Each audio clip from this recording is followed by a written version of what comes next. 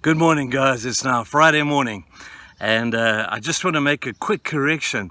It was Exodus chapter 13 yesterday that was the story of the battle with the Amalekites. Forgive me for that.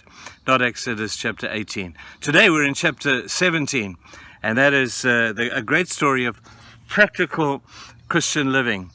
And Moses had to pass the test of delegation, passing the test of sharing responsibility. It's always a tough one for some type of leaders. They think that they have to do it all themselves. They think that without them it's not going to work. And sometimes they do it because they're kind of proud. Sometimes they believe they do it because they're frustrated, because they don't think anybody can do it maybe as well as them. But Moses had to pass this particular test.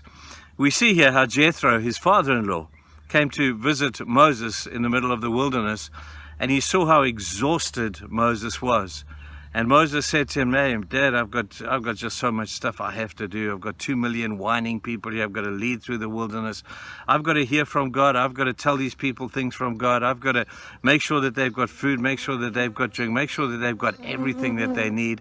And Jethro looked at this and he said, "You know, Moses, you're the problem. You are the problem. You've got some great people in your congregation here. You need to share some responsibility with them." And so I just want to read you what Jethro actually said to Moses and see if this doesn't make some kind of sense to you as well. Moses' father-in-law said, "What you are doing, Moses, is not good. You and these people who come to you only wear you out. The work is too heavy for you. You cannot handle it alone. Listen now to me, and I will give you some advice, and may God be with you. You must be the people's representative before God and bring their disputes to Him. Teach them the decrees and laws and show them the way to live and the duties they are to perform. But select capable men from all the people, men who fear God, trustworthy men who hate dishonest gain, and appoint them as officials over thousands, hundreds, fifties, and tens. Have them serve as judges for the people at all times, but have them bring every difficult case to you. The simple cases they can decide themselves. They will make your load lighter because they will share it with you. If you do this, and God so commands, you will be able to stand the strain, and all these people will go home satisfied." People, what great practical advice. And we raised Moses up to a great high level of leadership, and indeed he was. I take nothing away from this amazing, amazing leader. But one thing he had to learn was he had to pass the test of delegation. He had to pass the test of shared responsibility, to acknowledge that other people have a role to play in the ministry, in the lives of their people, in the lives of the nation, and leadership of the people to where God wanted them to go.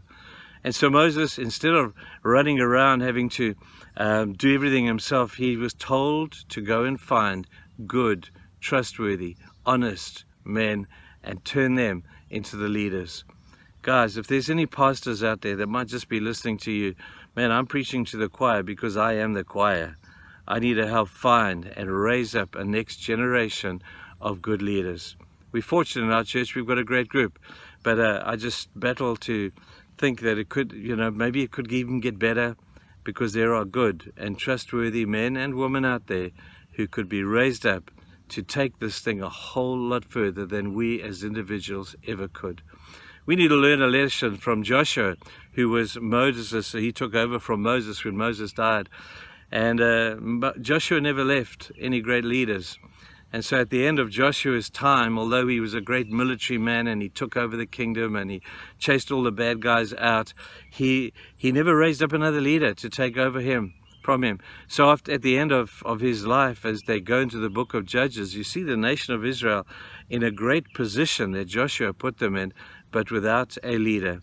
And it wasn't long. It just wasn't long before the nation was in chaos again. Joshua could well have learned from Moses, and being able to take good and trustworthy men and women, raise them up, let go of some of the stuff that we have to hold on to, let go of some of the responsibility, and let's trust the people that God has raised up amongst us. I'm listening to myself right now, and I'm going to try and do a whole bunch better at that. I hope that will happen with you. Maybe even in your business, this might be applicable. Maybe in your family, I don't know, in your community.